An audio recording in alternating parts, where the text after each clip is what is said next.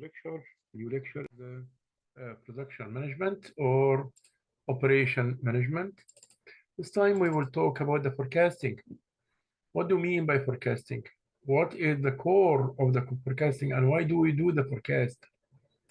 Forecasting means trying to predict the future, how the future looks like. We try to see how the future looks like. Okay. Forecasting. We have two ways of forecasting, actually. We have two ways of forecasting. We have objective way of forecasting and we have subjective way of forecasting. The objective way of forecasting, we use mathematical models. Like what we will use here now, we will use time series, we'll use the linear regression model for forecasting. And we have also type of forecasting that's called subjective forecasting. Subjective means depends on the opinions of the production managers and the people, the seniors who have experience in the work.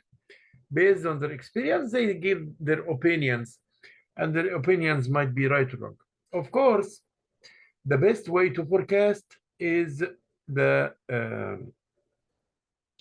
best way to forecast is usually the objective, because you use mathematical models, and mathematical models are more precise to give acute answer, for all the questions regarding the future. So again, forecasting means predicting the future. We use many ways for forecasting, like we use time series, we use linear regression, we use the moving averages.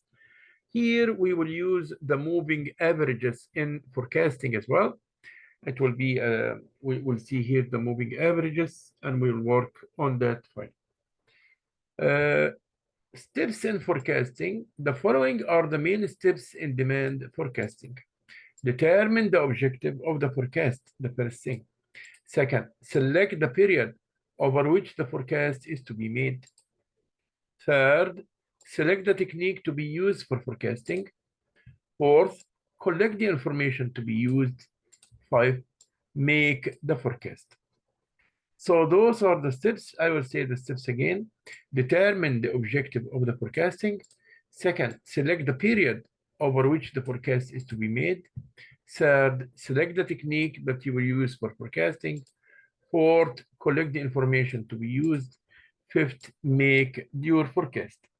Those are the steps which we use for forecasting. And the first way we will use for forecasting is the value index. That will be the value index, and we will come back to it again in the next video. We'll use the forecasting, and we'll use the first way of forecasting is the time series, or what we call it, linear regression, and the application of it is the time series. Shall see you in the next video. Thank you so much. Stay safe. Bye-bye, everyone.